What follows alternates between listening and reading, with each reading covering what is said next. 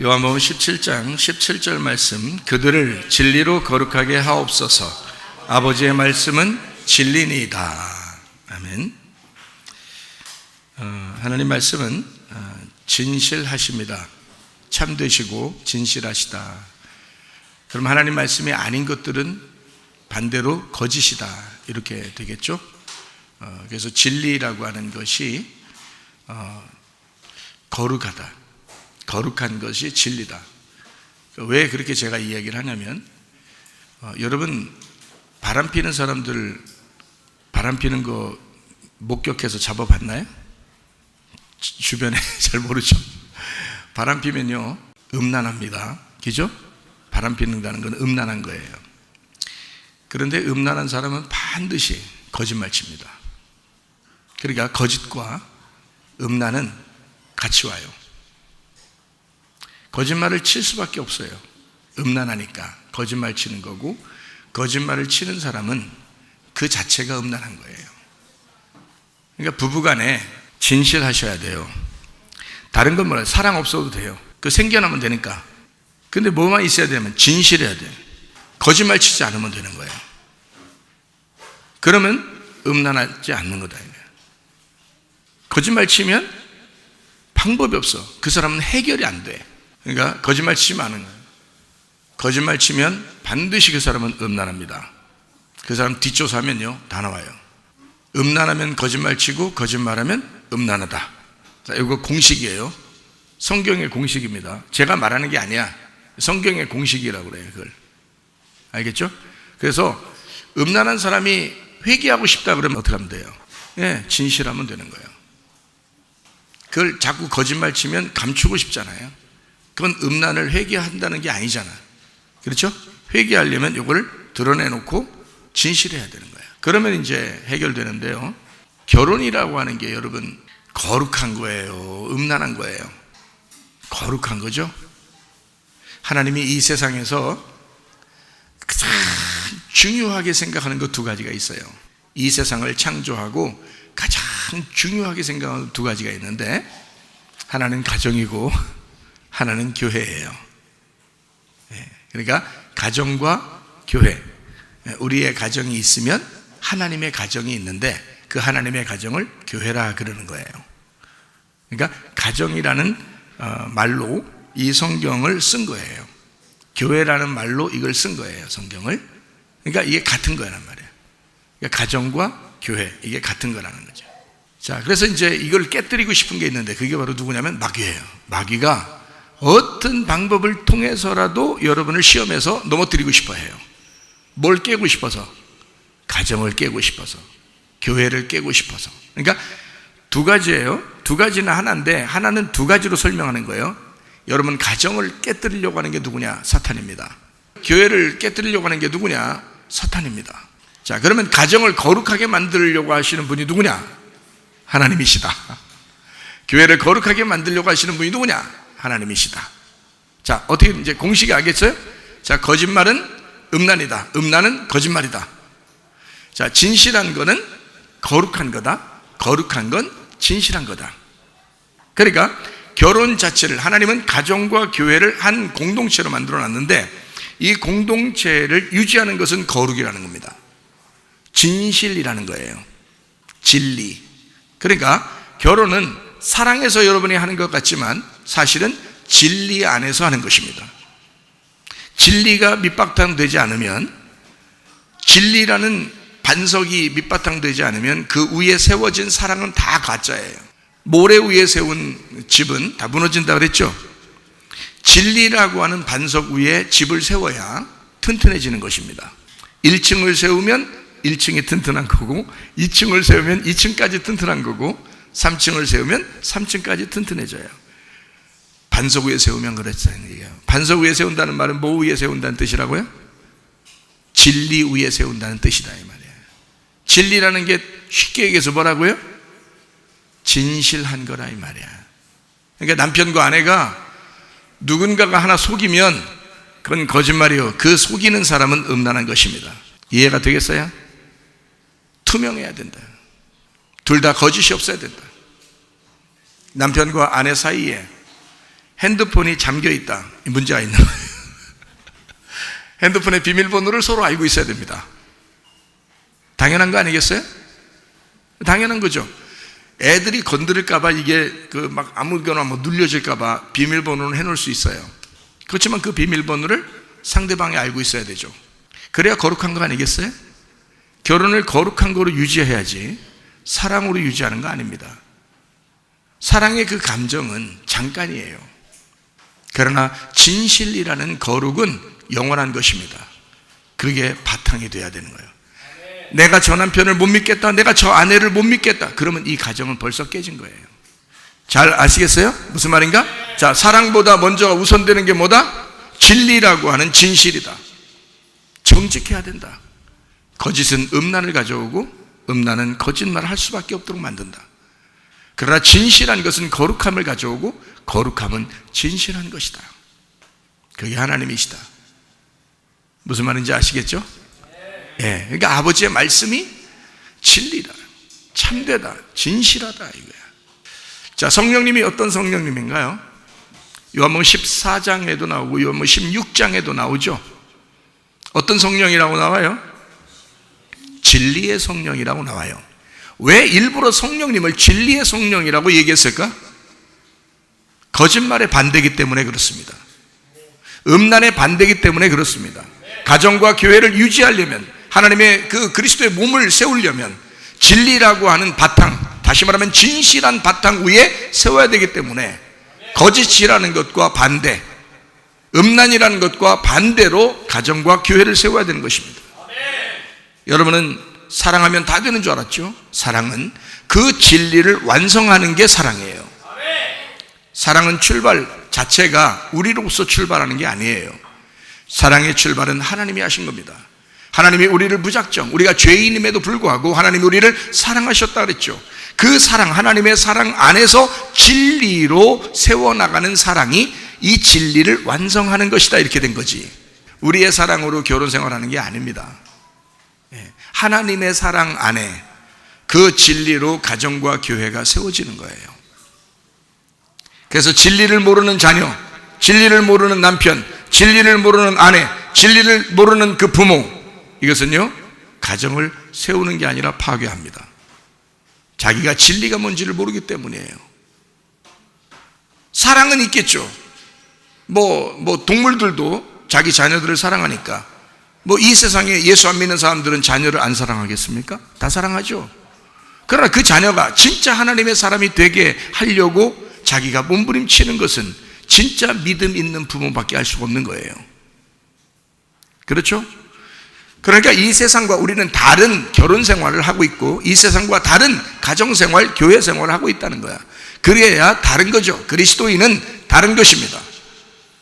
진리가 우선돼야 되는 거예요. 하나님의 사랑 안에 그 진리로 가정과 교회를 세워나가 사랑으로 완성하는 것입니다. 그게 성경이에요. 아주 요약 잘 되어 있죠? 요약 잘 되어 있습니다. 사람들은 사랑이 가장 우선이고 중요하다고 생각하니까 그 사랑을 갖다가 계속 주장만 합니다. 진리라는 게 먼저예요. 진실한 게 없었으면, 그 진리가 없었으면 사랑은 무의미한 거기 때문이에요. 결혼 생활을 그래서 하나님이 시작하신 겁니다. 결혼 생활을 하나님이, 야, 성경의 결혼은 이런 거야. 결혼은 이래서, 그래서 이 땅에서 너희가 그 하나님을 경험해야 돼. 그게 결혼이야. 그래서 결혼은 거룩한 것입니다. 아무나 하는 게 아니에요. 결혼은 아무나 하나, 이렇게 되는 거예요. 아무나 할 수 있는 게 아니에요. 거룩함을 존중하는, 진실함을 존중하는 자가 그 결혼을 시작하는 것입니다. 그렇지 않으면 벌써 깨버리죠. 그 언약을 깨는 겁니다. 그게 어떻게 신뢰를 주겠어요? 아무리 사랑한다고 말해보세요. 그 신뢰를 줄 수 있나? 못해요. 진실하면. 그러면 신뢰를 줄 수 있고, 그 진실함이 곧 사랑인 것을 나중에 알게 되는 것입니다. 가정도 교회도, 여러분의 우리의 삶도 예수 그리스도의 그 진리가 가장 우선이라는 것을 깨달으면 그게 오히려 우리를 사랑으로 인도한다. 그게 사랑이었다. 그 진리가 사랑이었다 라는 것을 깨닫게 되는 것입니다. 하나님의 말씀은 진리이십니다. 성경 몇 가지만 찾아보죠. 우선 자, 요한복음 14장 13절 14절 너희가 내 이름으로 무엇을 구하든지 내가 행하리니 이는 아버지로 하여금 아들로 말미암아 영광을 받으시게 하려 함이라. 내 이름으로 무엇이든지 내게 구하면 내가 행하리라. 자, 15절부터 18절까지도 봅시다. 너희가 나를 사랑하면 나의 계명을 지키리라. 내가 아버지께 구하겠으니 그가 또 다른 보혜사를 너희에게 주사 영원토록 너희와 함께 있게 하시리니 그는 진리의 영이라. 자, 무슨 말인지 알겠죠? 진리의 영이라. 누가요? 보혜사 성령이 진리의 영이라. 세상은 능히 그를 받지 못하나니 이는 그를 보지도 못하고 알지도 못함이라. 그러나 너희는 그를 아나니 그는 너희와 함께 거하시며 또 너희 속에 계시겠습니다. 자, 성령이 어떤 분이라고요? 보혜사가 진리의 영이라. 이단들 거짓말 얼마나 많이 합니까? 그러니까 진리의 영이 없는 거예요. 그 사람들 속에는 거짓말을 하면 진리의 영이 없는 거예요. 땅에 말을 하는 목사들이 얼마나 많습니까? 그 속엔 진리의 영이 없는 거야. 하늘에만 진리의 영이 있는 거예요. 하늘에 있는 영이 우리에게 오셔야 그 진리의 영인 거예요. 하나님의 성령 보혜사가 와야 진리의 영인 거예요. 거짓말을 할 수가 없습니다. 땅의 말 할 수가 없습니다. 음란한 말 할 수가 없습니다. 이해가 되겠어요? 거룩하고 진실하고 말이에요. 하나님의 사랑 안에서 하나님의 마음을 전달할 수 있는 그런 것이 돼야 진리라는 거예요. 그러니까 하나님의 말씀 그냥 읽었다고 진리라는 얘기가 아니라 그 말씀 자체가 진리가 되셔야 된다. 진실해야 된다. 사실이어야 된다. 그 말이에요. 무슨 말인지 알겠죠? 자, 하나님께서 우리에게 전달하고 싶은 그런 마음들입니다. 내가 너희를 고아와 같이 버려두지 아니하고 너희에게로 오리라. 그래서 주님은 십자가 못 박혀 돌아가시고 부활하셔서 다시 제자들에게 찾아오셨습니다. 그리고 그 주님은 여러분과 저를 고아와 같이 버려두지 아니하고 반드시 우리와 함께 계십니다. 이해가 되시겠어요? 그 보혜사 성령이 우리와 함께 계신다 그 말이에요. 자, 또 성경 한번 찾아봅니다. 요한복음 14장 26절 보혜사 곧 아버지께서 내 이름으로 보내실 성령 그가 너희에게 모든 것을 가르치고 내가 너희에게 말한 모든 것을 생각나게 하리라. 하나님의 성령이 우리에게 오신 목적이 뭐라고요? 예, 진리의 말씀을 알게 하려고 오신 것이다. 자, 요한복음 15장 26절 말씀 내가 아버지께로부터 너희에게 보낼 보혜사 곧 아버지께로부터 나오시는 진리의 성령이 오실 때에 그가 나를 증언하실 것이요. 자, 하나님의 말씀을 그냥 아무렇게나 얘기한다는 얘기가 아니라 이 속에서 누구를 발견하게 한다? 예, 성령님은 예수를 발견하게 한다. 근데 어떤 예수를 발견하게 한다? 복음의 예수를 발견하게 한다. 복음으로 오신 그 예수를 발견하게 한다. 그것을 증언하게 하실 것이다.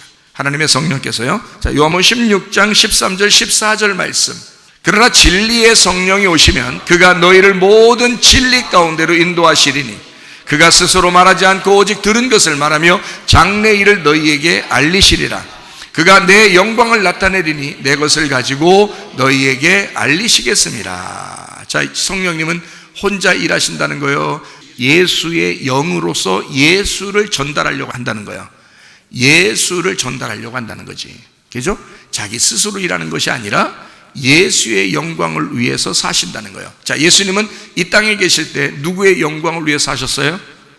아버지 하나님의 영광을 위해서 사셨어요. 예수님은. 그렇죠? 근데 성령님은 누구의 영광을 위해서 산다? 예수님의 영광을 위해서 사신다. 그 예수님 어떻게 죽으셨다가 부활하신 것을 성령이 증거함으로써 그 예수를 나타내는 것이다 그 말이에요. 이 말씀 속에서 예수 그리스도를 발견하고 예수를 여러분에게 증거하는 거, 이게 진리라는 거예요. 자, 이해가 되시겠죠? 자, 요한복음 16장 23절 24절 말씀 그날에는 너희가 아무것도 내게 묻지 아니하리라. 내가 진실로 진실로 너에게 이르노니 너희가 무엇이든지 아버지께 구하는 것을 내 이름으로 주시리라.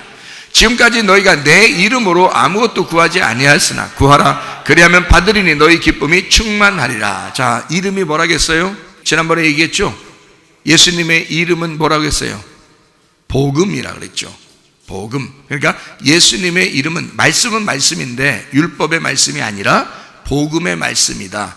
그렇게 보아야 된다 그랬죠. 그래서 복음의 말씀을 깨닫게 하고 그 안에서 너희 기쁨이 충만하도록 이루어지게 한다. 자, 율법이 여러분에게 왔을 때는 이게 너무 도무지 힘들어가지고요. 율법이 올 때는 힘들어가지고 이걸 다 내가 지켜야지만이 조건적으로 하나님이 날 사랑한다고 생각하기 때문에 그것은 하나님의 성품하고 관계가 없어요. 그런 하나님이 아니라 하나님은 우리를 사랑하시고 선함으로 갚아주시는 하나님이시라는 걸 자꾸 생각을 해야 된다는 거야.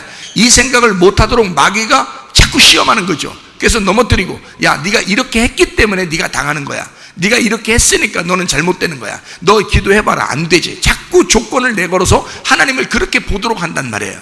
그러나 너희가 그렇게 기도하는 게 아니라 내 이름으로 기도해라. 내 이름으로 기도하라는 말은 목사님 이름으로 기도하라는 말이 아니에요. 예수님의 이름으로 기도하라는 말이죠. 예수님의 이름은 뭐라고요? 복음이라고요. 율법이 아니라 복음이야. 조건을 내세우는 하나님이 아니고, 자, 너에게 선함을 가르쳐주고 선함으로 함께 하시는 사랑하는 하나님이야 라는 그 복음 안에서 기도하라는 거예요. 그 주님을 기억하고 기도하라는 거야. 그러면 응답해 주시겠다는 것입니다. 무슨 말인지 아시겠죠? 그러니까 주님의 선함, 주님의 그 복음, 그 은혜, 아, 내가 조건으로 알았더니 하나님은 나를 그렇게 보시지 않는구나. 자, 생각해. 내가 조건으로 보면, 하나님을 조건으로 보면, 내가 이만큼 했기 때문에 하나님이 나에게 해주신다라는 그런 조건으로 보면 하나님이 어떻게 생각하시겠어요, 우리를? 너 믿음이 없구나 그러는 거예요. 그건 믿음이 아니란 생각을 해보세요. 자, 이사야 53장 5절의 말씀에 보면 그가 찔림은 우리의 허물 때문이요 그가 상함은 우리의 죄악 때문이라. 그가 징계를 받음으로 우리가 평화를 누리게 되었고 그가 채찍에 맞음으로 우리는 나음을 얻었도다 그랬어요. 자, 생각해봐요. 자, 그러면 우리가 허물 때문에, 죄악 때문에, 징계 때문에, 또 질병 때문에 고통받고 있는 거, 이게 하나님 뜻이냐고. 그럼 이게 하나님 뜻이고 그냥 그대로 우리가 살아가기를 하나님이 원하신다면 왜 예수님은 찔리시고, 왜 상하시고, 왜 징계를 받으시고, 왜 우리를 위해서 채찍에 맞으셨냐 이 말이야. 너희가 그렇게 당할까봐 그거 하지 말라고. 자기가 미리 당하고 너는 그렇게 살면 안 돼. 너는 선하게만 살아야 돼. 나의 선함의 사랑을 받아야 돼 라고 자기가 받으신 거 아니야. 근데 그거를 자기가 담당한다고, 자기가 그 고난을 자기가 담당한다고 자기가 그렇게 생활한다면 안 되죠. 그건 믿음이 아니지.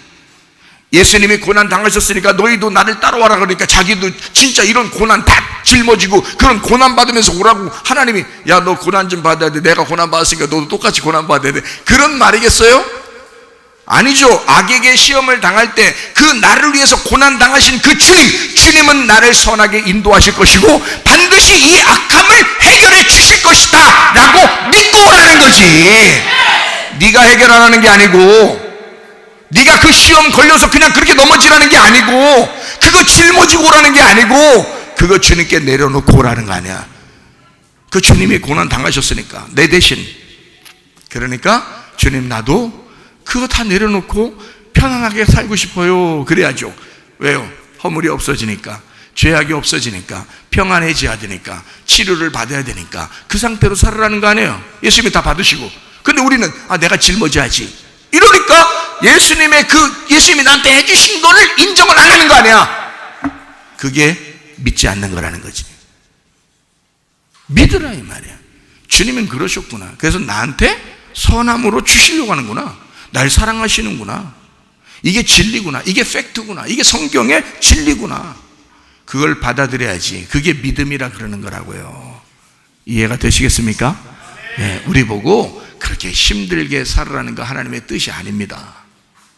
알겠어요? 그렇게 힘든 걸 누구한테 맡기라고 그런 거예요, 주님이? 내가 그 고난을 당했으니 네가 나만 쳐다보고 그 고난을 나에게 맡기려고 그렇게, 그러니까 토스라는 게 있죠. 토스. 옮겨주는 거야. 이게 토스한다 이거야. 예수님에게 받으세요. 예수님 받으시라고 하고 자기는 편안하게 하려고 하는 그 사람이 예수님 생각할 땐 네가 믿음이 있구나 이렇게 하는 거야. 네가 믿음이 있구나. 네가 나의 고난을 인정하는구나. 네가 나의 십자가를 인정하는구나. 이해가 되겠어요? 무슨 말인가? 그리고 우리는 이제 어떤 고난을 이제 가져가야 되는 거야? 아, 그리스도를 위해서, 내가 주님을 위해서 어떻게 살을까? 내가 교회를 위해서 어떻게 살을까? 그런 고난을 받아야지. 우리가 쓸데없는 질병 고난 받으라겠어요? 언제 쓸데없는 그 승질나는 그런 분나고 승질나고 간음하고 음란하고 거짓말하고 이런 것 때문에 고통받고 불안하고 슬프고 괴로운 이런 거 가지고 언제 그런 거 짊어지고 오라겠어요? 언제? 주님이. 그런 거 아니라고요. 아시겠어요? 그리스도와 교회를 위한 고난을 내가 기꺼이 받도록 하겠습니다. 주님을 따라가기 위해서 내가 이걸 짊어지고 갈게요. 주님도 그거 짊어지고 십자가 지셨으니 나도 그거 짊어지고 가겠습니다. 주님의 뜻을 내가 짊어지겠습니다 해야지. 아니 그냥 자기 고통받으면 우리 남편이 십자가요 이러고 자기 부인이 십자가라고 그러고 자기 자식들이 십자가라고 그러고 다 자기 십자가랴. 그거 아닙니다. 더 사랑하면 없어질 십자가들이었어요. 그죠? 다 사랑하면 없어질 고난들이었다고. 그거 페이라죠. 마귀가 우리를 넘어뜨리기 위해서 다가온 것이었다고. 다 알겠어요? 그럴 때 하나님은 우리를 어떻게 한다고? 도끼마주 한다고. 딱 쳐다본다고. 그래서 이거 통과 하나하나 보자 그러는 거죠. 자, 무슨 말인지 아시겠죠? 그죠? 이런 거를 통과해야 된다. 이거를 넘어서야 된다. 여러분 제가 이혼 전문 변호사입니다. 예? 결혼 전문 변호사예요. 왜 법원 앞에 가면은 무슨 전문 변호사 이런 거 있더라고요. 교통사고 전문 변호사, 폭력 전문 변호사, 이혼 전문 변호사, 뭐 이런 거 있잖아요. 그죠? 법원 앞에 가면 그런 거 써 있어요. 안 가봐서 모르시죠? 법원 앞에 가면 그 법원 앞에 콩나물집 있는데 아주 맛있어. 근데 그렇게 막 다 써 있어요. 이 창문 같은 데 이렇게 다 간판 같은 데 써 있고 그러거든요. 제가 목사는 목사인데 이혼 전문 목사야. 결혼 전문 목사고요. 제가요. 저만큼 이거 잘 아는 사람이 없어요. 어딘가 또 있겠지. 근데 내가 아주 탁월하다고 이 부분에서. 자, 성경은 어떻게 되어 있느냐? 성경은요. 이혼하고 결혼하는 거에 대해서 써 있어요. 성경은요. 그래서 얼마나 성경이 이혼과 결혼에 대한 이야기를 잘 써놨는지 그 이혼과 결혼을 동시에 나와서 쓴 부분인데 그건 신명기 24장 1절부터 4절까지예요. 그 부분이요. 자, 그리고 이제 이혼을 하지 말아야 된다라는 부분이 있고요. 그죠? 또 이혼이라는 부분, 하나님도 우리를 갖다가 내가 너무 승질나서 너하고 이혼할 거야 막 이런 얘기도 있고요. 이혼 증서를 준다는 얘기도 있고요. 막 이래요, 성경은. 그리고 결론은 근데 요한계시록 21장 19장부터 22장까지 보면 결론은 뭐냐면 그 어린 양 예수님, 신랑 되신 예수님하고 신부인 우리 교회하고 결혼한다는 것으로 성경이 마지막 맞춰져요. 처음에 하나님이 인간을 만들고 아담과 하와, 남자와 여자를 만들었을 때 둘이 부부가 되도록 만들었어요. 그거부터 시작을 해서 마지막 성경 마지막에는 어린 양 예수님과 신부인 교회가 결혼하는 것으로 성경이 마치게 되어 있습니다. 그러니까 성경 처음부터 끝에까지가 이 결혼에 대한 이야기를 쓰려고 했던 건데 그 중간에 이혼하는 부분이 있는 거예요. 그래서 이 이혼하는 것과 결혼하는 것에 가장 제가 전문적으로 요거를 알고 있단 말이에요. 이혼하려고 하는 사람들, 그리고 바람피는 사람들의 그 불륜 메시지, 불륜 성경 기절이 있어요. 어딘지 알아요? 여러분 모르실 거야. 관심도 없으니까. 다윗과 밧세바 얘기입니다. 자, 불륜을 저지르는 사람들은 다윗과 밧세바 이야기를 보면서 상당히 위로를 받아요. 그래, 다윗과 밧세바도 불륜을 저질렀는데 하나님이 또 불러다가 사역자로 쓰셨다. 이렇게 하나님은 그들을 버리지 않고 사랑하셨다. 그러니까 우리가 불륜을 저질렀어도 불륜을 저지르는 사람들 입장에서는 다윗과 밧세바의 성경 내용이 상당히 기분 좋은 거죠. 하나님이 우리를 그래도 사랑하신다, 이런 마음이니까. 자, 회개할 생각하면 되는데 회개할 생각은 안 하고 자기들 위로받으려고 성경을 한단 말이에요. 자, 그러면 다윗과 밧세바 이야기를 제가 여러분에게 한번 살짝 해드릴게요. 여러분 생각할 때, 결혼할 때 사랑이 먼저라고 진실한 거룩이 먼저라고. 진실한 거룩이 언약이라고요. 그래서 언약이라고 그러죠. 언약, 그죠? 그 결혼의 약속 언약이라고 그런다고요. 그래서 결혼 서약이라 이렇게 말한다고요. 그렇죠? 그거는 결혼 서약은 사랑의 서약이 아니에요. 진리라는 거룩의 서약이에요. 거룩한 서약이라고요. 이것을 깨지 않겠습니다. 이 진리를 깨지 않겠습니다. 둘과의 관계에서 이런 거룩을 깨지 않겠습니다. 진실하겠습니다. 이런 말이라고요. 그게 사랑의 서약이라고요. 그게. 그래서 진리의 서약이 되지 않으면 사랑의 서약은 의미가 없어지는 거예요. 진리의 서약이 아니면. 자, 무슨 말인지 아시겠어요? 자, 그러면 이제 다윗과 밧세바 이야기를 이제 다시 돌아가 생각을 한번 해보세요. 다윗과 밧세바가 불륜을 저질렀어요, 안 저질렀어요? 저질렀어요. 그러면 성경에 이런 이야기를 가감없이 썼다는 얘기는 이걸 통해서 우리에게 교훈을 주려고 한 거예요? 똑같이 그렇게 불륜하라는 그 의로 받으려고 적어놓은 거예요? 그거 아니죠? 우리한테 뭔가 교훈을 주려고 쓴 거겠죠, 그죠? 네, 그런 걸 통해서 교훈을 주려고 한 거예요. 자, 다윗이 불륜을 저지르기 전과 불륜을 저지른 이후에 하나님이 그를 바라보는 모습을 생각해 보세요. 하나님은요, 다윗을 어릴 때부터 불러서 왕이 되게 하고 모든 것을 다 다윗에게 풍성하게 주셨습니다. 그러나 밧세바와 불륜을 저지르고 난 다음에 다윗은 완전히 찌그러져 살았습니다. 하나님의 사역을 할 수가 없었어요. 형제들의 난이 막 일어났습니다. 형제들끼리 서로 죽이고 서로 미워하고, 그리고 한 아들은 또 아버지를 갖다가 막 쫓아와서 죽인다고 막 쫓아다니고 집안이 풍지박산이 났어요. 자기의 첩들은 그 아들이 막 겁탈해버리고 집안 자체가요, 밧세바 이후에 집안은 완전히 풍지박산됐습니다. 불륜이 아름다운 거라고요? 아닙니다. 하나님은 절대 아름답다고 여기지 않아요. 부정한 거예요. 자, 다윗의 그 전과 그 이후의 삶이 완전히 다릅니다. 이해가 되겠어요, 여기까지? 자, 그러면은 다윗이 밧세바와의 그 불륜을 저지르는 그 행각에서 하나님은 이 밧세바를 용서했어요, 안 했어요? 다윗하고 용서했어요, 안 했어요? 용서했어요. 어떻게 용서했어요? 그냥 용서했어요? 아기 죽이고 용서했어요? 아기 죽이고 용서한 거야. 아기를 죽였다는 얘기는 누가 죽었다는 얘기예요? 다윗과 밧세바가 같이 죽었다는 얘기예요. 다윗과 밧세바를 죽이고 나서, 다시 말하면 그 아기를 죽이고 용서한 거예요. 그게 지금으로 말하면 그 교훈이 뭐예요? 예수님이 우리 대신 죽으시겠다는 거예요. 내가 너를 죽일 수 없으니 내 아들을 차라리 죽이고 내가 널 용서하겠다, 그 말입니다.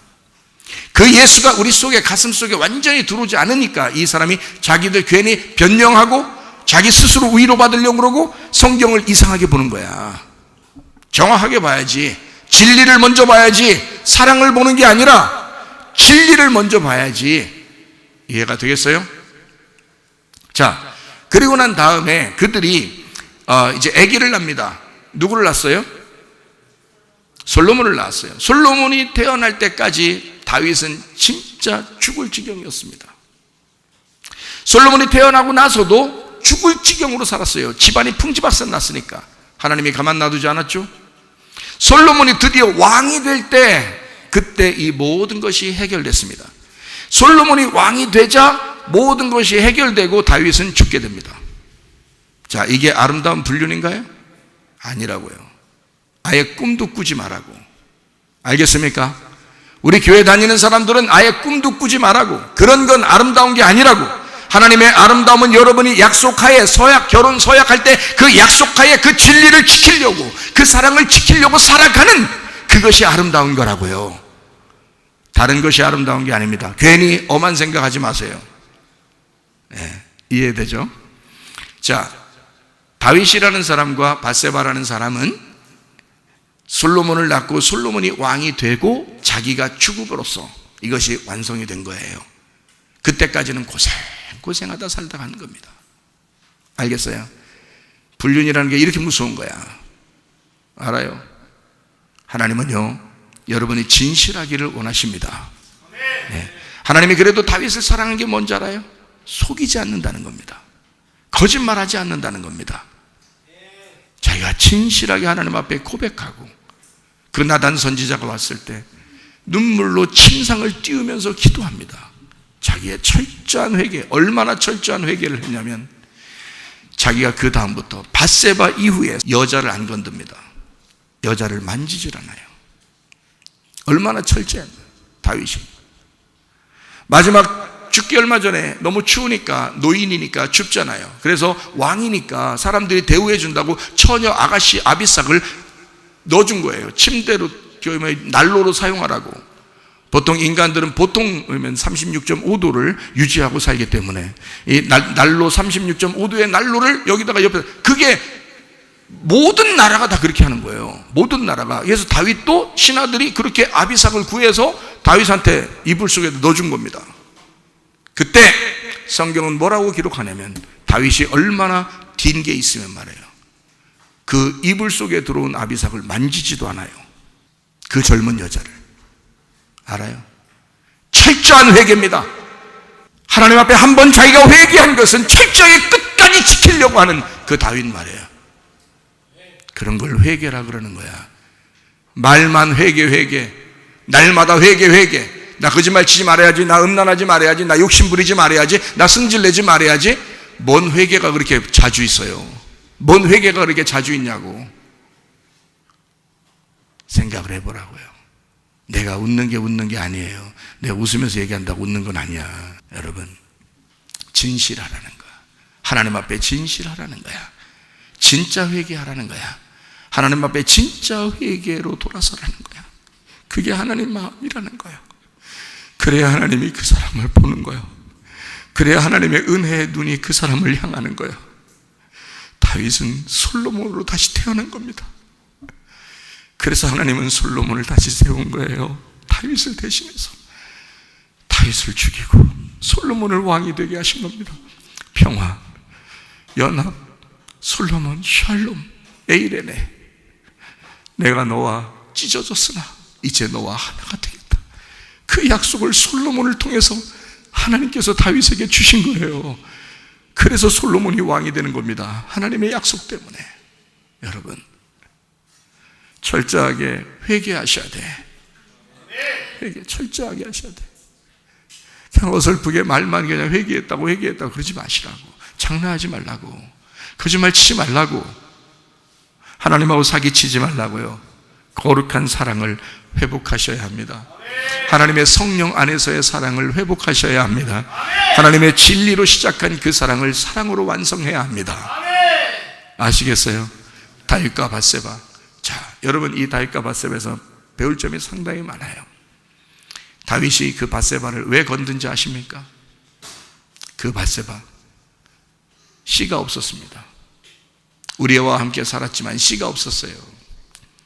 근데 다윗하고 처음 씨를 잉태한 거예요. 하나님은 그 첫 번째 아기는 죽여야 하고 두 번째 아기부터 하나님은 세우셔야 되거든요. 그게 첫 번째 아들, 두 번째 아들에 대한 이야기입니다. 그게 말씀에 대한 이야기예요. 그래서 솔로몬은 복음이었던 겁니다. 이해가 되겠죠? 자, 첫 번째 아기는 뭐였던 거예요? 그러니까 율법이었던 겁니다. 조건적으로 볼 때 이거는 죽어야 마땅하다는 거지. 조건적으로 볼 때 심판을 받아야 마땅하다는 거죠. 그래서 다윗을 끝까지 추격하여 심판하는 겁니다. 이해가 되겠어요?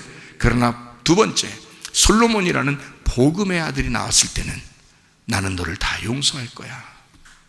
나는 너를 사랑할 거야. 너와 나는 하나가 되었어. 연합되어서 우리 평화하자.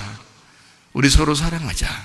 나의 사랑이여 여디디야. 이렇게 한 겁니다. 그게 솔로몬의 이름이에요. 별명 여디디야. 참 놀랍죠. 하나님이 정말 사랑이 많으신 하나님이죠. 놀라운 하나님, 이런 하나님을 여러분과 저는 따르는 것이고요. 사랑의 하나님이니까 따라가는 거예요.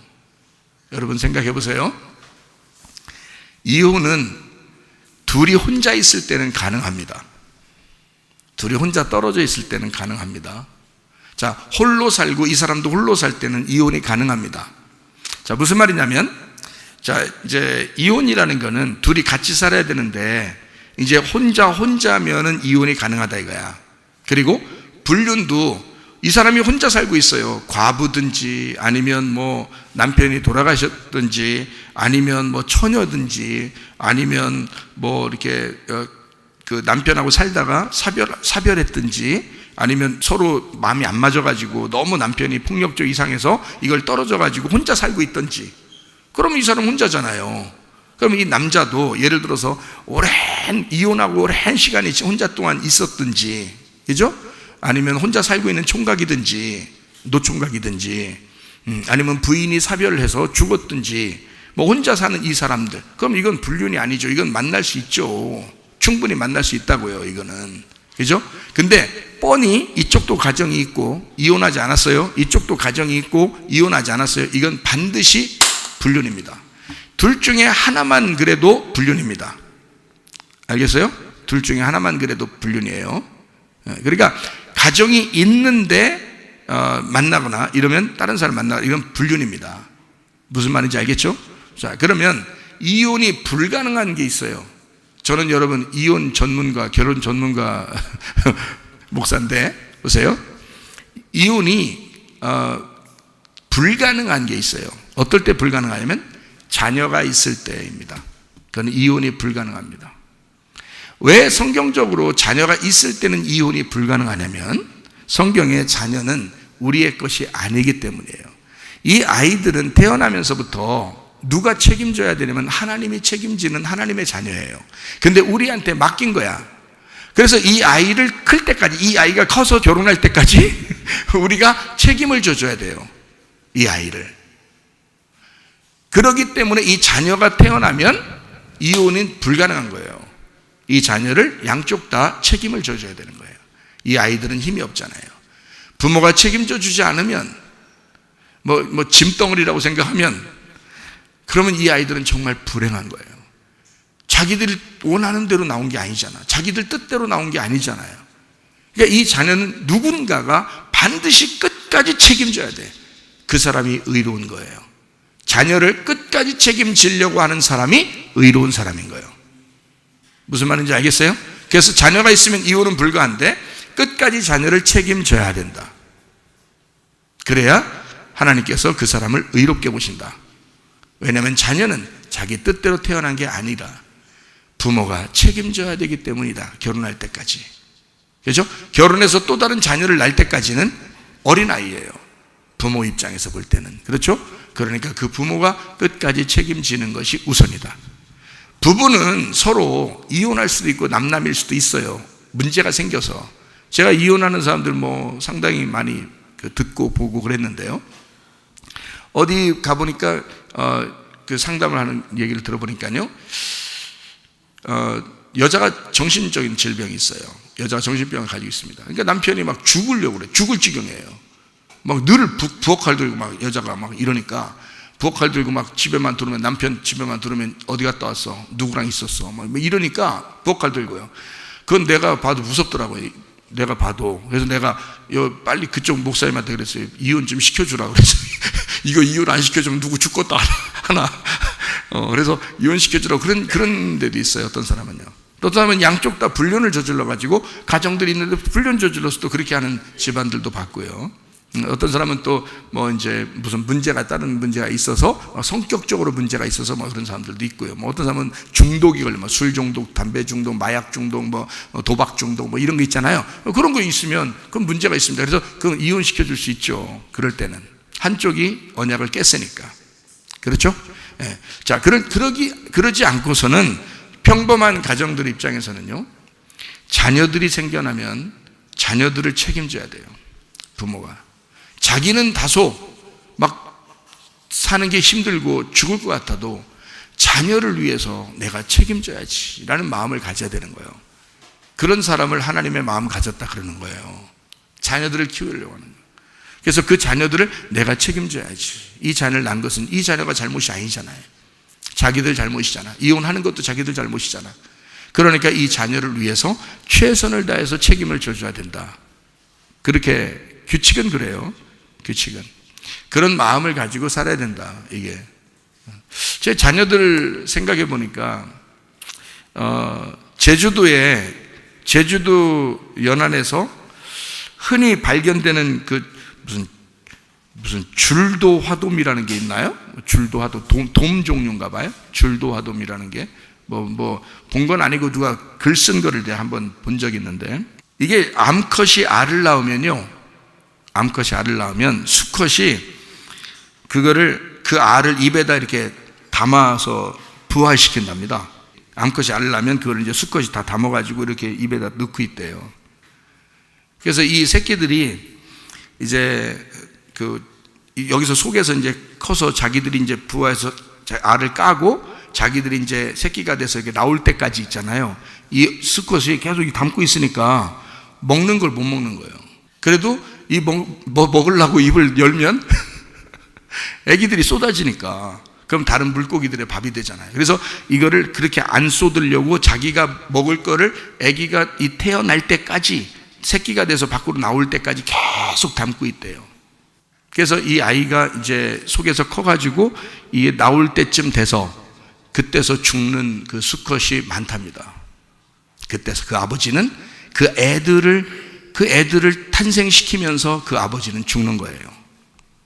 이 애기들. 그러면 여러분 보세요. 자기 죽는 게 너무 두렵고 너무 무서우면 그냥 뱉어버리면 돼요. 뱉어버리고 자기도 뻐끔뻐끔하면서 그냥 살면 돼요. 근데 이 수컷이 그렇게 하는 수컷이 없답니다.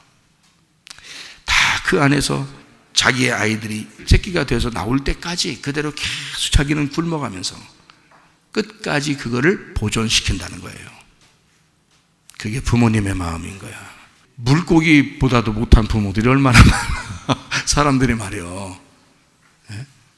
자식을 낳았다는 것은 여러분 그만큼 우리에게 책임감이 있다는 얘기야. 그만큼 책임감이 주어진다는 얘기예요. 그래서 자식이 있으면 함부로 이혼에 대한 얘기를 하면 안 된다 이거야.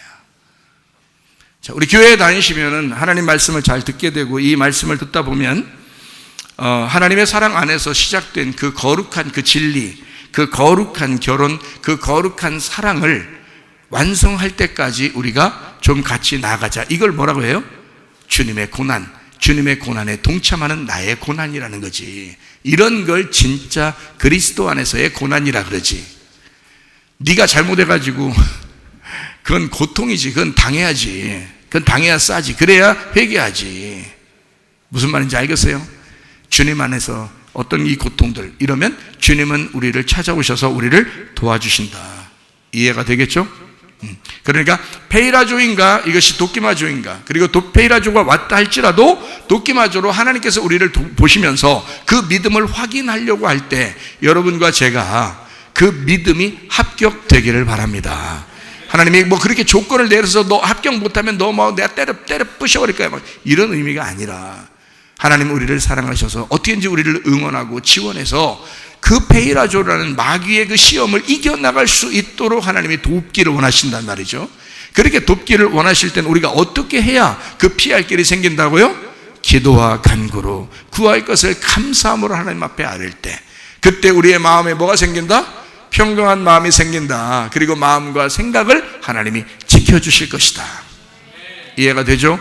그러니까 우리의 마음이 먼저 문제다. 질병의 문제도 다른 고통의 문제도 슬픔의 문제도 사실 마음에 평강이 없어서 그런 거거든요. 그래서 솔로몬이 필요한 거예요. 우리 속에 솔로몬이 왕이 되도록 하셔요. 그러면 우리의 모든 고난이 해결될 줄로 믿습니다. 고난이 우리에게 찾아온다고 하는 것은 이 고난을 우리가 밀어내고 오지 마라 하는 게 아니라 오히려 고난이라는 것은 우리에게 와야 된다. 내가 잘못했으면 잘못한 것에 대한 고난이 와야 회개할 수 있는 거고요. 주님을 위해서, 교회를 위해서 내가 수고하는 그 고난인 당연히 하나님 앞에 상급을 받는 것이기 때문에 또 그것도 오라고 해야 되겠죠. 그래서 이런 고난들은 반드시 와라. 내가 어떻게 할 테니까 와라. 네, 항상 기뻐할 테니까 와라. 또 고난이여 와라. 왜? 내가 쉬지 말고 내가 기도할 거니까 와라. 고난이여 와라. 내가 범사에 감사할 거니까 고난이여 한번 와봐라. 올 테면 와봐라. 성령님은 우리 교회 편이 반드시 되실 것입니다. 성령 충만하기를 바랍니다. 하나님의 성령께서 그냥 우리를 두시려고 오시는 게 아니에요. 하나님의 성령은 우리를 보호하시고 변호하시고 우리를 이해해 주시고 네 마음 알아. 너 옛날에 말씀 듣기 전에 몰라서 그런 거잖아. 이제까지 몰라서 넌 그런 거잖아. 그러나 진리의 말씀을 네가 듣고 이 말씀 듣고서도 네가 잘못하고 싶겠냐? 그건 아닐 거다. 이 복음으로 잘 한번 살아봐라. 선하게 살아봐라. 하나님 안에서 행복하게 한번 살아봐라. 이게 하나님께서 원하시는 거죠. 우리를 맨날 때리려고 하는 그건 율법이지. 그건 율법으로는 구원을 못 받는다니까요. 복음으로 구원받는 거야. 은혜로 구원받는 거야 우리가. 자, 우리가 이해가 되겠죠? 자, 하나님 예수 그리스도의 십자가가 뭔지 아시죠? 그걸 따라가면 주님의 제자인데 그럼 나는 나의 십자가를 지고 따라가야 된다. 그 십자가는 이 땅에 내가 잘못한 고난이 아니라 예수 그리스도를 향한 그리스도의 교회를 위한 나의 고난이다. 그것은 기꺼이 내가 주님을 따라갈 보람이 있는 것이고 값어치가 있는 것이다. 그때 우리 주님께서는 마귀가 아무리 너를 넘어뜨리려고 한다 할지라도 그 고통 가운데 네 마음을 심란하게 하고 괴롭히고 슬프게 하고 이런 아프게 하고 해도 하나님은 우리를 도와주시러 올 것이다. 반드시 너를 세울 것이다. 선한 하나님께서 함께 하실 줄로 믿습니다. 자, 그러므로 하나님의 영은 뭐라고요? 진리의 영이라고요. 그냥 영이 아니라 무슨 영이라고? 진리의 영이라. 진리의 영이라고 하는 것은 어떤 영이라는 거예요? 거룩한 영이라는 얘기였다겠죠? 예, 거짓의 영이라는 건 뭐예요? 음란의 영이라는 거지. 음란과 거룩은 반대예요. 그래서 음란하지 말고 너희는 거룩해야 된다는 거예요. 그래서 성령이라고 그러는 거예요. 성령. 성이 뭐예요? 성령. 예, 거룩한 힘이란 말이에요. 거룩한 영. 거룩하다는 말은 다른 말로 무슨 말이에요? 깨끗하다는 뜻입니다. 깨끗한 영이란 뜻이에요. 깨끗한. 그래서 회개하면 깨끗해지죠. 그래서 성령님은 어떻게 하면 함께 하시겠어요? 회개하면 함께 하시는 거야. 근데 사람들이 완전한 회개를 안 하려고 그러는 거예요. 회개하는 척만 하는 거야. 척 박사야. 네, 회개하는 척만 하는 거야. 진짜 회개하면 깨끗해집니다. 그걸 깨끗한 영이라고 그래. 그걸 거룩한 영이라고 그래. 그 거룩한 영을 진리의 영이라고 그래. 그래서 진리의 영은 하나예요. 진리의 영은 하나. 거짓의 영은요, 많아요. 네. 거짓말은 하면 할수록 많아지는 거예요. 하면 할수록 많아져. 그게 음란이란 말이에요. 그게 계속 덮으려고 자기가 포장하고 덮으려고 하다 보니까 그게 다 많아지는 거죠. 거짓. 그래서 그거를 음녀라고 그러죠. 음녀, 거짓말쟁이 음녀라고 그럽니다. 자, 음녀는 죽어야 되고요. 신부인 그리스도의 사람, 흰 세마포 입은 진리의 옷을 입은 사람, 깨끗한 영을 입은 사람, 예. 무슨 말이죠? 심령이 가난한 사람, 그게 신부예요. 그게 깨끗한 옷을 입은, 성령의 옷을 입은 사람들이란 말이야. 무슨 말 알겠죠? 그러니까 성령의 사람, 성령을 받아야 된다. 거짓말을 하지 마라. 사랑이 우선이 아니다. 뭐가 우선이다? 진리가 우선이다. 약속이 우선이다. 진실한 것이 우선이다. 알겠죠? 참된 영, 진리의 바탕에 사랑을 세워서 완성하는 것이다. 꼭 여러분이 기억했으면 좋겠습니다. 뭐가 먼저라고요? 진리가 먼저다. 사랑은 두 번째 따라오는 것이다. 그 사랑이 우선이다라고 할 때는 하나님의 사랑이 우선이란 뜻이에요. 그 하나님의 사랑이 있기 때문에 우리가 진리를 발견한 거지. 그 진리를 발견하니까 그 진리 안에서 사랑이라는 것들, 우리가 하나님을 배워서 하나님의 사랑을 비로소 하게 된 거죠. 그러니까 진리가 우선이다, 우리한테는. 근데 하나님 입장에서는 사랑이 우선이다. 하나님은 사랑이시다 하니까. 무슨 말인지 알겠죠? 예, 근데 사람들은 이 땅에서의 사랑을 자꾸 구한다. 그게 우선인 줄 알고. 근데 만족이 안 오죠. 진리가 만족을 주는 것입니다. 진실한 것이 만족을 주는 것입니다. 자, 남편과 아내가 서로 거짓말 치지 말고 진실해 보세요. 그러면 서로 신뢰하게 됩니다. 서로 신뢰하게 되고 서로 믿을만 하니까 사랑이 나오는 거예요. 근데 감추는 게 많으면요, 감추는 게 많으면 많을수록 믿을 수가 없는 거예요. 믿을 수 없으니까 사랑을 할 수가 없는 거예요. 투명해야 돼요. 남편과 아내는 투명하셔야 된다. 사랑이 항상 진리 가운데서 나와야 된다. 자, 하나님은요, 진리의 말씀입니다. 하나님은 말씀이시죠? 말씀은 진리라 그랬어요. 하나님의 말씀은 진리니다 그랬잖아요. 그 진리의 말씀, 그것이 성령이에요. 그 성령이라는 그 진리, 하나님의 말씀이 우리를 이해시켜 주어, 그래서 사랑하도록 만들어 주는 거죠. 진리라고 하는 것이 우리를 사랑하도록 만들어 주는 것이다. 자, 야고보서 1장 8절, 두 마음을 품어 모든 일에 정함이 없는 자로다. 야고보서 3장 13절부터 18절, 너희 중에 지혜와 총명 있는 자가 누구냐? 그는 선행으로 말미암아 지혜 온유함으로 그 행함을 보일지니라. 그러나 너희 마음속에 독한 시기와 다툼이 있으면 자랑하지 마라. 진리를 거슬러 거짓말하지 마라. 이러한 지혜는 위로부터 내려온 것이 아니요 땅 위의 것이요 정욕의 것이요 귀신의 것이니 시기와 다툼이 있는 곳에는 혼란과 모든 악한 일이 있습니다. 오직 위로부터 난 지혜는 첫째 성결하고 다음에 화평하고 관용하고 양순하며 긍휼과 선한 열매 가득하고 편견과 거짓이 없나니 화평하게 하는 자들은 화평으로 심어 의의 열매를 거두느니라. 거짓 위에 세워진 사랑, 모래 위에 세워진 사랑, 두 마음을 품은 사람의 사랑은 탐욕입니다. 정욕입니다. 그래서 불륜은 정욕이라고 하는 거예요. 그건 탐욕이야. 아름다운 불륜이 아닙니다. 탐욕이에요. 정욕이란 말이에요. 자기의 욕심을 따라 죄를 지으려고 했던 것이다. 야고보 4장 3절 4절 구하여도 받지 못하면 정욕으로 쓰려고 잘못 구하기 때문이라.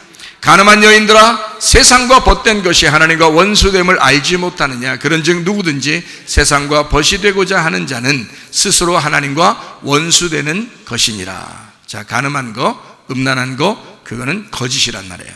그래서 그 거짓은 음란과 함께 나오는데 이걸 음녀가 하는 짓이다. 그 거짓말장이들이 하는 짓이다. 누구의 사주를 받고 하는 거예요? 마귀의 사주를 받고 하는 것이다.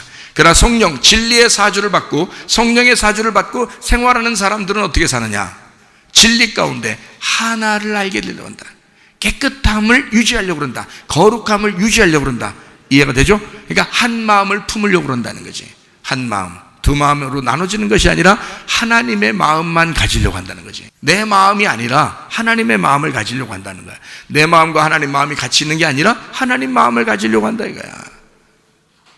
그러면 승리할 수 있겠죠. 그럼 이걸 벗어날 수 있겠죠. 그러니까 가늠한 여자들 음녀가 되지 말고 신부가 돼야 된다. 그리스도의 신부. 우리는 세상의 씨를 받는 게 아니에요. 세상의 음란한 씨를 받는 사람들이 아니라 그리스도의 씨를 받는, 그리스도의 말씀을 받는 사람들이라는 거죠. 마태복음 13장에 보니까 그 씨를 뿌리는 자가 나오고 밭에다 씨를 뿌려요. 그런데 거기에 보니까 밭이, 어떤 밭이 있어요? 길가밭이 있고요, 돌짝밭이 있고요, 가시밭이 있습니다. 자, 어떻게 해결할 수 있죠? 어떻게 하면 이게 해결돼요? 어떻게 하면 해결될까요? 좋은 밭 되면 된다 그랬죠? 그럼 좋은 밭이 어떻게 되면 좋은 밭 될까요? 성경적으로 보면 거기에 갈아엎으라는 말은 없어요. 갈아엎으면 반드시 좋은 밭 되죠. 그런데 갈아엎으라는 얘기가 없고 무슨 말이 써 있어요? 거기에 씨를 뿌린다 그랬어요. 씨를 뿌린다. 그래서 계속 씨를 뿌리는 거예요. 계속 복음의 씨, 진리의 말씀을 계속 뿌리는 거예요. 그 밭에다가. 그러면 그 씨가 완전히 그 밭을 차지하면 돌과 가시는 없어져 버립니다. 그게요. 그러니까 씨가 그 밭의 중심이었던 거예요. 다른 어떠한 말도 성경에 없어요. 씨, 길가, 돌짝, 가시 이렇게 나오는 거예요. 밭에는. 그러니까 이 씨를 뿌리는 자가 주님이시거든요. 주님이 그 복음이라는 씨를, 진리라는 씨를, 율법이 아니에요. 율법이 아니라 그 진리라는 복음의 씨를 계속 뿌리게 되면 그 씨가 땅을 차지하면서 돌이 없어지는 거야. 그 씨가 이 땅을 차지하면서 가시가 뽑히는 거예요. 이 씨가 땅을 차지하면서 완전히 가득 차면서, 그러니까 여러분과 제가 가시 좀 없애주세요, 돌 좀 없애주세요 막 이런다고요. 그게 아니라요, 주님 내게 복음의 말씀을 내게 주십시오. 복음의 씨를, 그 진리의 씨를 사모하는 자가 되어야 된단 말이에요. 사마리아 여자가 6명 남편 구하고 그렇게 살았는데 그때까지 자식이 있었다는 얘기가 없다고요. 무슨 말인지 알겠어요? 예수님을 만나서 하나님께서 예수 그리스도를 통한 그 신랑을 통한 씨를 줘야 자식이 생기는 거라고. 그 속에 진리의 말씀이 생기는 거라고요. 마찬가지예요. 다윗과 밧세바에서도 마찬가지입니다. 밧세바가 다윗을 만나자 진짜 씨를 받는 겁니다. 그런데 하나님은 이 씨에선 두 가지의 의미가 있다라고 가르쳐줘. 하나는 죽이고 하나는 살리는 겁니다. 이해가 돼요? 하나님께서 우리에게 주시는 그런 교훈들이야. 불륜의 대명사가 아니에요. 그게 불륜의 대명사로 성경을 쓰려고 했던 게 아니라고요. 그런 거로 따지면 제가 규칙을 딱딱딱 정해줬어요. 여러분에게 이혼 전문 변호사로서 정해줬는데 그대로만 따르면 이혼할 게 없어. 왜? 자식들이 있으니까. 이건 규칙이라고요. 성경의 규칙들이라고. 자식들은 무슨 죄야? 죄가 없어. 우리가 책임져야 돼. 부모가 무조건 책임져야 돼. 그래서 부모가 책임지려는 부모가 하나님이 보시는 거예요. 책임지려, 내 자식을 내가 책임져야지 하는 그 사람을 하나님이 보시는 거예요. 여러분, 자식이 있으면 그래서는 안 돼요. 자식들은 선택권이 없어요. 부모가 다 선택해서 하는 겁니다. 그래서 이 자식들이 아직 어리면 어릴수록 여러분 남편과 아내들이요 서로 사랑하시기를 바라고 서로 진실하시기를 바랍니다. 우리 교회는 하나님이 가장 기뻐하시는 그것, 하나님이 가장 좋아하시는 그것, 가정과 교회를 회복시키는 교회예요. 그래서 전문교회라고요. 이거 전문교회. 무슨 말인지 알겠죠? 예, 이혼 전문 변호사라니까 이혼만 전문으로 하는 게 아니라 결혼 전문 변호사이기도 하단 말이에요. 그러니까 이것을 회복시켜, 가정을 회복시키고 교회를 회복시키는 교회라고요. 하나님이 가장 좋아하시는 이 마지막 때 가장 좋아하시는 교회. 이 마지막 때 가정들마다 다 파괴받아. 교회들도 다 각자 자기들끼리 막 자기들 욕심내고 다 각자 막 살아. 응? 그 안에 하나님은 연합하고 서로 하나가 되게 만들어, 가정도 하나 되게 만들고 교회도 하나 되게 만들어. 그게 하나님의 성령이 하시는 일이지. 그게 하나님이 세우시는 건축이지. 하나님의 성령께서 이 땅에 오신 이유가 뭐예요? 가정을 건축하시고 교회를 건축하시는 거 아니에요? 하나님의 가정으로 세우시는 거 아니에요? 그게 성령 충만이지. 그게 말씀 충만이지. 하나님의 성령이 오신 목적이지. 이해가 돼요? 그리스도의 몸을 세우려고 하는 거, 이게 교회란 말입니다. 이게 하나님의 말씀이란 말입니다. 하나님의 말씀, 이 성령의 말씀이 그런 말씀이다. 진리의 말씀이 그런 것이다. 율법의 말씀 아닙니다. 진리의 말씀이에요. 자, 성경 하나만 찾고 우리 마치도록 하겠습니다. 마태복음 6장 10절, 나라가 임하오시며 뜻이 하늘에서 이룬 것 같이 땅에서도 이루어지이다 이랬습니다. 이 말씀 무슨 말인지 여러분이 아시죠? 자, 뜻이 하늘에서 이룬 것 같이 땅에서도 이루어지이다. 하늘에서 뜻이 이루어지면 땅에서도 이루어진대요. 이런 말이 있죠, 그죠? 네, 그리고 또 이제 하나 찾아봐요. 마태복음 16장 19절, 내가 천국 열쇠를 네게 주리니 네가 땅에서 무엇이든지 매면 하늘에서도 매일 것이요 네가 땅에서 무엇이든지 풀면 하늘에서도 풀리리라. 이렇게 했어요. 마태복음 18장 18절 19절, 진실로 너희에게 이르노니 무엇이든지 너희가 땅에서 매면 하늘에서도 매일 것이요 무엇이든지 땅에서 풀면 하늘에서도 풀리리라. 진실로 다시 너희에게 이르노니 너희 중에 두 사람이 땅에서 합심하여 무엇인지 구하면 하늘에 계신 내 아버지께서 그들을 위하여 이루게 하시리라. 자, 이 말씀 우리가 이제 아시겠죠? 무슨 말인가? 자, 이 말 이제 어떻게 되냐면 첫 번째는 뭐냐면 하늘의 뜻이 이루어진 것처럼 땅에서도 이루어지게 하옵소서, 이렇게 기도하라겠어요. 그렇죠? 그리고 이 땅에서 매면 하늘에서도 매이고 땅에서 풀리면 하늘에서도 풀린다 그랬어요. 그렇죠? 자, 그러면 땅과 하늘을 맨다, 푼다 이렇게 하나는 엮어놓고요. 그래서 땅 하늘이 같이 매인다, 땅 하늘이 같이 풀린다, 이렇게 두 가지로 나온 겁니다. 맞죠? 그러니까 땅에서 매면 하늘에 매이고 땅에서 풀리면 하늘에서도 풀린다. 그러니까 맨다, 푼다는 말인데 어디서? 땅에서 하늘에서 동시에 같다는 얘기예요. 그죠? 땅과 하늘이 같다는 얘기야. 그러니까 땅에서와 하늘에서가 매면은 똑같아요. 그리고 풀리면 똑같아요.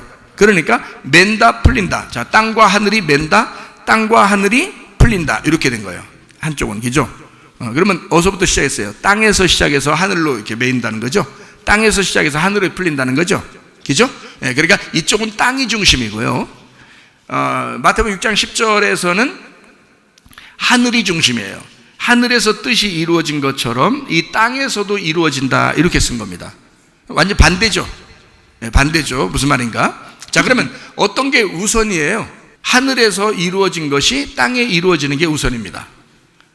이거는 예수님 우리한테 기도를 가르쳐줘요. 무슨 기도를 가르쳐줘요? 예수님이 하늘에서 하나님 아버지의 계획대로 그 뜻대로 이 땅에서 이룰 거야 라는 게 먼저예요. 그거를 기도하라는 거야. 그거를 하나님과 교통하라는 거예요. 하늘에서 하나님의 계획, 아버지의 계획이 있는 게 하나님 아들이 이 땅에 내려와서 죽는 거예요. 그게 먼저 계획이야. 이 땅에 하늘의 뜻이 이 땅에 내려와. 그래서 예수님은 늘 기도할 때 어떻게 해요? 아버지의 뜻이 이루어지기를 원합니다. 그렇죠? 아버지의 뜻이 이루어지기를 원합니다. 어디서 이루어지기를? 예, 땅에서. 누구한테? 자기한테 이루어지기를 원한다. 아버지의 뜻이 하늘에서 이루어진 계획이, 하나님의 계획이, 하나님의 뜻이 나한테 이루어지기를 원합니다. 이 땅에 이루어지기를 원합니다. 그거는 누구만 이루어지는 거예요? 누구만? 예수님만 이루어지는 사건이에요. 예수님만. 그러니까 하늘의 뜻이 예수님에게만 오로지 이루어진다는 거야. 그럼 그 예수님이 열쇠를 가지고 있어, 안 가지고 있어? 해결자란 말이에요. 어떤 사람은 기도가 열쇠다 이런 얘기 하는데 기도가 열쇠가 아니라 예수님이 열쇠예요. 예수님이 천국 열쇠란 말이에요. 에? 예수님 천국 열쇠니까 하나님께서 이제는 아들에게 그 뜻을 이루셔서 아들이 완성을 하니까 뭘 받는 거야? 천국 열쇠를 받는 거야. 예수님이 매면은 매이고 예수님이 풀면 풀리는 거예요. 열쇠의 주인은 예수님이라고. 이제 하나님 아버지의 뜻이 예수님에게 이루어졌단 말이에요. 그죠? 지금은 우리는 그 사건을 이미 십자가의 사건을 이루고 우리는 살아가는 사람들이니까 예수님이 하늘 뜻이 이 땅에 이루어지게 하셨죠. 이미. 그렇죠? 자, 그러니까 천국 열쇠는 이미 예수님이 가지고 있는데 그거를 누구한테 넘겨준다고? 베드로한테 넘겨준다 그랬어요. 베드로가 첫 번째 그걸 이어봐서, 그러니까 그 시간에 예수님께서 금 좀 모아와라 해가지고 거기서 막 이렇게 잘라가지고 열쇠를 하나 만들더니 베드로한테 얘따 하나 가져라, 이거 하나면은 먹고는 살 거다, 이렇게 준 거예요? 그거 아니죠. 그냥 말로 한 거란 말이에요. 그게 뭐예요? 하늘에서 이 땅에 내려온 복음의 말, 그 진리의 말이 자기라는 거예요. 자기를 주겠다는 거예요. 그러니까 천국 열쇠는 결국 뭐예요? 예수님인데 그냥 예수님이 아니라 하늘에서 이 땅에 한 아버지의 뜻을 이루는 진리의 말씀을 얘기하는 거지. 그게 천국 열쇠란 말이에요. 그걸 누구한테 맡긴다? 베드로한테 맡긴다는 거야. 베드로한테 맡기면, 자, 베드로가 지금 누구야? 베드로만 혼자 가지고 있는 거예요? 나머지 제자들은 하나도 안 가지고 있고? 아니면 우리들은 아예 순서도 기다릴 수 없는 거예요? 아니죠. 베드로가 받았으면 오순절날 사도행전 2장에 베드로가 일어나서 막 설교하죠. 그때 사람들이 그 말씀을 듣고 3,000명이 회개하고 교회가 세워지는 거예요. 그 첫 번째 열쇠를 누가 열은 거야? 베드로가 열어준 거야. 자, 그 다음에 이방인 첫 번째 구원을 사도행전 10장에 누가 했어요? 베드로가 한 거죠. 베드로가 고넬료한테 가가지고 고넬료 식구들한테 전도해서 고넬료 가정이 교회가 돼버린 거예요. 이방인 교회가 첫 번째 돼버린 것입니다. 그게 고넬료 가정이에요. 그러면 유대인들 먼저 구원한 오순절날 사도행전 2장에 구원한 것도, 이방인들 첫 번째 구원한 것도 다 누가 했어요? 베드로가 했어요. 왜? 뭘 가지고 있으니까? 천국 열쇠를 가지고 있으니까. 베드로가 열어주면 그 다음에 누가 들어가? 이방인한테 바울이 들어가는 거야. 베드로가 문을 열어줘야 그 다음에 바울이 들어가는 거죠. 순서가 다 돼 있는 거예요. 그러면 바울이나 베드로나 우리나 지금 다 이제 문이 다 열린 상태예요. 그렇죠? 하나님께서 이제 천국 열쇠를 통해서 진리의 말씀으로 다 열어준 상태예요. 우리는 이제 들어가기만 하면 되죠. 나오기만 하면 되죠. 또 들어가기만 하면 되죠. 또 나오기만 하면 되죠. 자, 보세요. 자, 그러면은 땅에서 하늘에서 매이고 풀린다 이렇게 돼 있어요. 그러면 어디가 중심인 거예요? 하늘이 중심이요? 땅이 중심이야? 땅이 중심인 거예요. 지금은 땅이 중심인 거야. 자, 하늘이 중심일 때는 누가 내려왔다고? 하늘에서 예수님이 내려와가지고 땅에다가 완성을 해놨다고. 자기의 교회를 땅에다 완성했다고. 천국 열쇠를 주면서 땅에다 완성했다고. 이해가 돼요? 그러면 이제 우리 교회는 이 땅에서 그 사랑을, 그 진리를 여기서 완성해야 된다 이 말이야. 여기서 완성하면 하늘에서 그거를 다 접수하신다. 여기서 매여 있으면 하늘에도 안 열려. 여기서 풀려 있으면 하늘에서도 풀려 있다 이 말이야. 그러면 누가 중심이야? 우리가 이것을 메고 우리가 이것을 푸는 것이다. 그럼 우리가 실제로 하는 거예요? 주님께서 하신 거야? 주님께서 하신 거지. 뭐가 한 거야? 천국 열쇠라는 복음의 말씀이 한 거지. 이해가 돼요? 자, 여러분과 제가 이 하나님의 말씀을 사람들이 오해함으로써, 말씀을 오해함으로써 자기 마음대로 자기가 듣고 싶은 것만 듣고 오해함으로써 이상한 방향으로 성경을 해석하고 그대로 믿어버린 사람이 너무 많다. 그렇지 않다. 하나님의 복음의 말씀은 실제로 우리를 통해서 역사하신다. 하나님의 말씀은 우리 교회를 통해서 역사하기를 원하신다. 우리의 교회가 어떠한 사람이냐? 거짓을 행하고 음란한 사람이냐? 아니면 진리를 행하고 거룩한 사람이냐? 그런 사람을 통하여, 그런 교회를 통하여 하나님의 사랑을 완성하실 것이다. 여러분과 제가 아버지의 말씀이 진리인 것처럼 진리 가운데 거하고 거룩하신 것처럼 그 거룩한 하나님의 사람으로 살다가 주님 만나시기를 바랍니다. 하나님 아버지의 사랑과 은혜를 감사를 드립니다. 하나님, 우리를 통하여 하나님의 말씀이 이루어지게 도와주시옵소서. 주님 안에서 기뻐하고 즐거워하고 행복하게 살다가 주님 만나게 도와주옵소서. 예수 그리스도 존귀하신 이름 받들어 기도 올리옵나이다. 아멘.